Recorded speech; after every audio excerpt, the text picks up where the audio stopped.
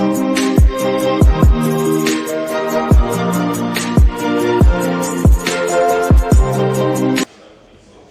across, ladies and gentlemen. Hey everyone. It's okay. What I was going to say is everything I'm going to be talking about anyway, so we'll go through all of it.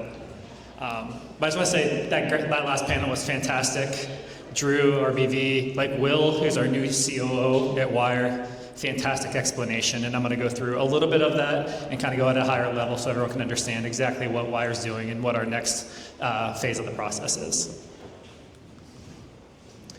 So what is Wyre? Wyre is a universal transaction layer, and I see a lot of familiar faces in here, so a lot of you have heard me present before, but I reconfigured all of this, and we're going to be talking about Wyre in brand new, different ways so that everyone can actually understand just why we are so different as far as interoperability and what is that key component of infrastructure that's needed to make Wyre and the industry move forward. So I've been thinking about a new way to explain this, because we talk about universal interoperability and all of these things, but it's like, what specifically, because this is really a business-to-business play. This is like, how do we get developers to understand just how significant what we build is, and to start utilizing it. And so this is what I've come up with. It's a universal ledger that tracks assets from all the other chains. And so we do that in a very fast, cheap, secure, and scalable way. So we're at 10,000 TPS. That's 10,000 universal transactions per second that can be used for any asset on any chain. That's whether it's for liquidity, for tracking assets, for identity, anything like that. That's what you can use, and that's why we can scale. And we can scale because with smart agents and everything else that are coming online, transactions on chain are going to go through the roof. And so 10,000 TPS is not going to be enough if you plug in Ethereum, Solana, Cardano, stable coins. We're going to exceed 10,000 TPS in the aggregate. So we built Wyre to scale. So we can go from 10,000 to 50,000 to 100,000 to 1 million transactions as the industry needs it, not just building it to make it 100 or 1 million TPS when the industry's at a few thousand TPS. We're going to allow the industry to grow, and what that does is it puts a price cap on the amount of transactions per second. So if you think about Ethereum at 14 TPS, you know, the reason that it goes to $100, $200 a transaction during the bull market is because it's 14 TPS and can't scale. So we're allowing that maturation. We're allowing all those transactions to come in, and we'll keep bumping it up so that we don't have that bottleneck where you're going to have transaction costs go through the roof. We're going to be able to keep them as cheap as you can get in Web3 and as competitive as you can get in Web2, so that we can start bringing those companies over as well. So we are not a bridge, and that is the biggest issue. That's the biggest thing that we need to identify here. Bridges are not scalable. They get saturation. The price goes up. There's security risks. And so, again, this sentence is like supposed to be a dog whistle to developers, which is we enable next generation apps at scale. So we can give unprecedented access to all users and all liquidity. This is what Will was talking about. We call it a universal transaction layer. It's a universal abstraction layer that lets deeds of all of these assets transact in a unified way. And so, go back. That's it. So why is it not a bridge? Well, bridges are never future-proof. They were just the lowest hanging option at the time for the technology to allow some sort of cross-chain transactions to happen. It wasn't the future-proof plan. It was just how quickly we can get something, whether it be centralized or not, and get to market. Wyre's UTL takes care of all of the requirements to have a fully decentralized, trustless, universal system. And so the assets never leave their chain of origin. There's no burn and mint, there's no wrapping, there's none of that. You actually pull through the authority of each chain into this transaction layer, so you don't have to add in, like, you don't have to trust Wyre. We have no additional consensus mechanism. in this process. If you believe that Ethereum network is secure, you inherently have to believe that the assets that are trading in our UTL, that are Ethereum assets, are secure. So another big question that we get from developers is, how do you manage the state of all of these other chains? So what that means is, how do you handle who owns what on each one of these chains? We don't do that. The way that we handle, the way our Universal Transaction Layer works, the way we handle authority and identity, we don't even need to do that. So that's just completely out of the realm of what we need. And then, because we don't move assets across chain, we don't need any cross-chain messaging system. So that takes care of any bottlenecks, pricing, security issues. They're all gone. All you're left with is this is something that is low cost, high throughput. We already talked about how it scales. We're actually offering fractional ownership of the transaction layer, which many of you in here are already a part of, whether you're tier 1, tier 2, or tier 3 node holders. Those are still available. They're still available, but we have sold over 90% of the entire network before launch. That's something that hasn't been done before. And then, for the first time, cross-community development.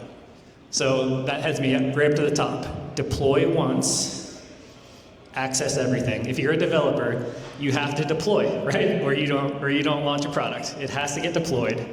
So if you have the choice where you have to deploy once, do you want to deploy once on one chain, or do you want to deploy once with Wyre and get all of them? Like, it's not even a conversation. We already know what the industry is going to do as soon as we launch this product. All right, so what does this mean? Like, we're disrupting an industry.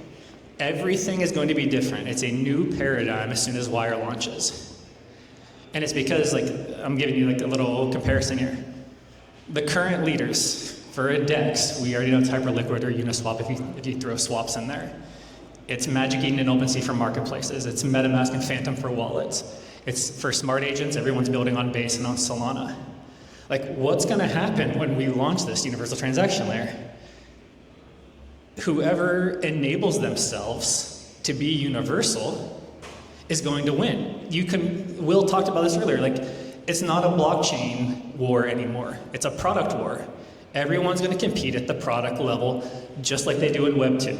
Just like as soon as you have HTTP, which standardized data that allowed any website to work on any browser, best product wins. It's the same exact thing that we're doing here in Web 3 and with blockchain. So these aren't mutually exclusive. You don't have to build a new universal DEX. You can. It's great if you want to build straight on Wyre. Fantastic. The great thing is we're reverse compatible. So if you are Uniswap, if you are Hyperliquid, if you are SushiSwap, you can enable Wyre in your infrastructure to make yourself universal. And so that's the battle that's going to come on. It's like whoever adopts this first is going to gain market share, they're going to scale, and they're going to win at the product level.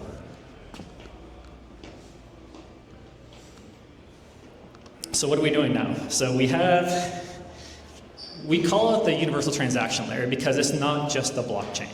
It's a blockchain with protocols supporting it, all sandwiched together, that solves a problem. So you have RL1 chain, you have a decentralized routing protocol, which we call WNS, and you have a standardization framework, which is how we take all these blockchains and translate them and make them all look the exact same so that their assets can function and transact in our UTL.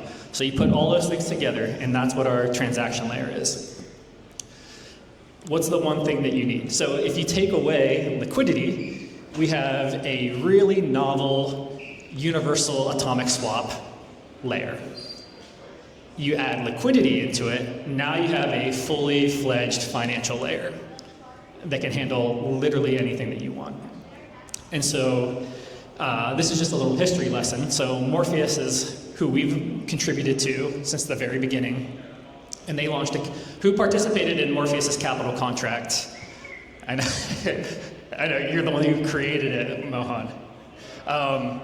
So we were there. It was New York, right? We were sitting in our Airbnb, and we were hashing out with this capital contract, the functionality. And what we came up with is a new way of investing in and participating in an ecosystem. So normally, it's pay to play. You have to invest your money, you have to risk your capital to participate in an investment round, a token, whatever. And for this capital contract, it was like, okay, what if you could just stake whatever principal you had, in this case Ethereum, what if you could stake it, not risk it, and still do an activity that's valuable to Morpheus that they'll give you some consideration, some token.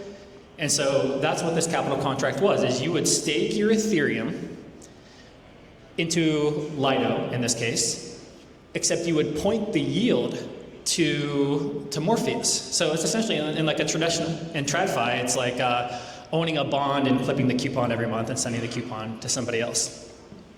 And then Morpheus would pro rata whatever you owned as a portion of the pie, would issue you Morpheus tokens. As you can see, 150,000 ETH came into that contract within a month. Almost, I think it was because of the ETH price, it was over $600 million came into that contract. Nobody was expecting that. Nobody. It was insane the way that it moved. And so it's like, okay, lesson learned. There's appetite for this. And we had a mechanism, something similar to this, but it was night and day improved with what happened with Morpheus. So we adopted it, and now we've taken it and ran with it. So, go ahead, next slide. We're gonna allow everyone to participate in Wyre Network by adding liquidity to this layer, because guess what a DEX needs? Guess what a marketplace needs? Guess what a wallet needs? Guess what universal agents need? They're going to need liquidity to transact, to do swaps, to buy, sell, whatever they need.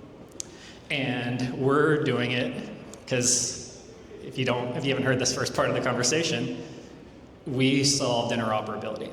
So that means we can do things in a universal way. So we have a high yield liquid staking mechanism based off the Morpheus protocol that we've taken, run, and pushed to the next level. So we are going to start out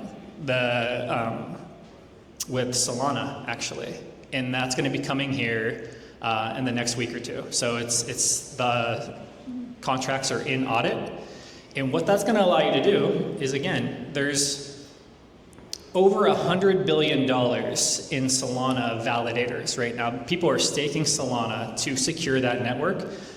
We're going to allow them to move that staking mechanism over into Wyre, do the same activity with the same level of security for higher yield and more benefits as Wyre's technology rolls out with the interoperability.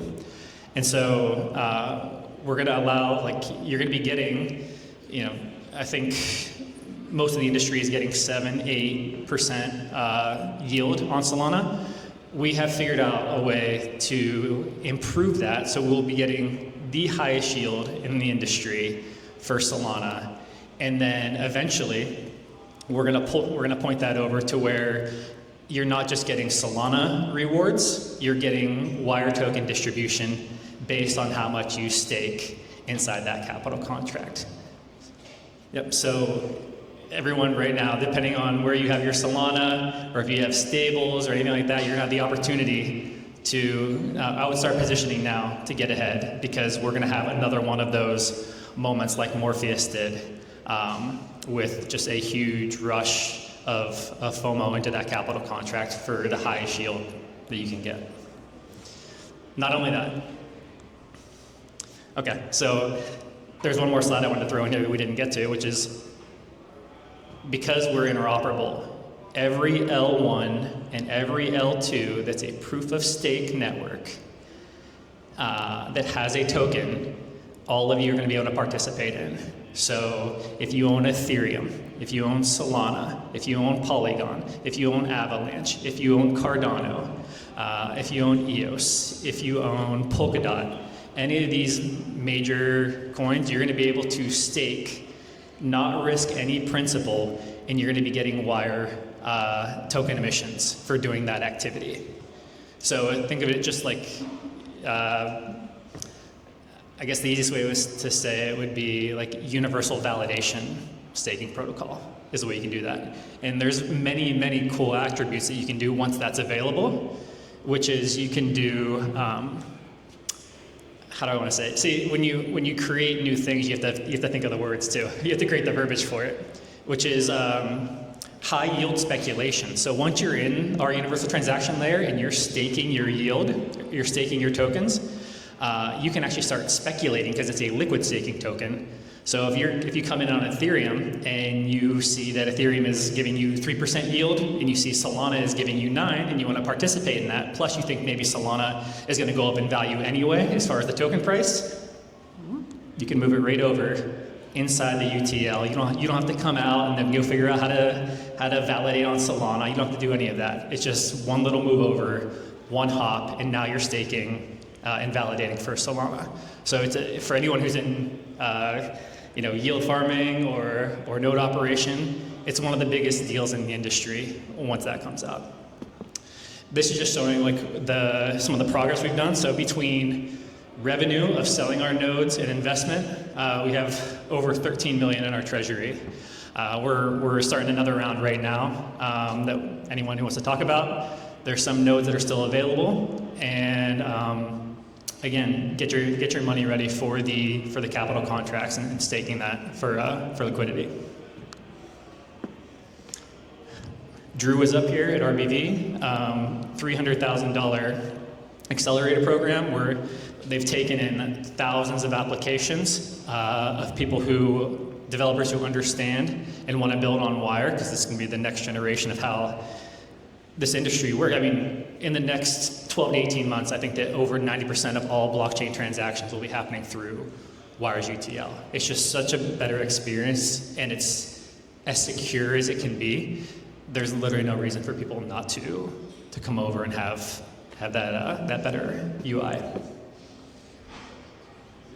So we're raising 12 million right now, and not only do we have Wyre's L1, but we also have other products underneath the umbrella that we're showing as essentially like showcases of what our technology can do. And so, we have the L1 chain, we have interoperability, comparisons like layer 0, the DEXs, they're hyperliquid and Uniswap. We're going to have a showcase of what a universal DEX looks like, a universal wallet, a universal marketplace. And then a lot of you in here are decentralized AI. You're going to be enabling your smart agent to be universal. And so we're not going to take that under our umbrella, but we're going to allow the industry and all of our partners to come in and have the most highly performant smart agent that you can possibly have. You don't want to have one just on Polygon where it's a walled garden, or just on Solana. These things need universal identity, they need a universal transaction layer, they need universal liquidity, and once you start doing that and they can just go, it doesn't matter if they're doing 1,000 transactions a day or 10,000 transactions a day. It doesn't matter, it's a smooth experience. It's just like how the world stock markets work, and this industry can move forward and not be so bottlenecked.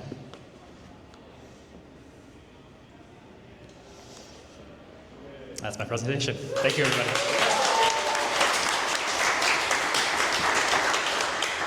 Oh, were you on questions? Go ahead. When ETH? Oh, okay. So Solana will be rolling out here in the next week or two. It's in it's in audit right now. We're just waiting to go through. We've already done internal testing. Everything's looking great. And then Ethereum is already in production too. So as soon as we get that out, we'll be doing audits, I would say, within a week of shipping Solana. They aren't very, there's not a lot of moving parts to these. It's not like the universal transaction layer. It's not innovative. It's not novel. It is just us getting that to format properly. So we can bust all these out, 1 or 2 a month until we get every single L1 or L2. And yeah, so once we get those rolling and there's a nice amount of TVL, then we'll set the clock, and there'll be a 90-day period where everybody gets their Wyre tokens for daily emissions. And then in the fall, so let's call it end of October, November 1st, we'll actually launch, well, we'll do the TGE, and we'll launch the Universal Transaction Layer. So this whole activity for summer into fall is literally the opportunity to get that network liquefied enough to handle like a universal DEX, those universal swaps, and all those transactions that are going to be coming. Yeah. Anybody else? Okay, great. Thank you, everybody.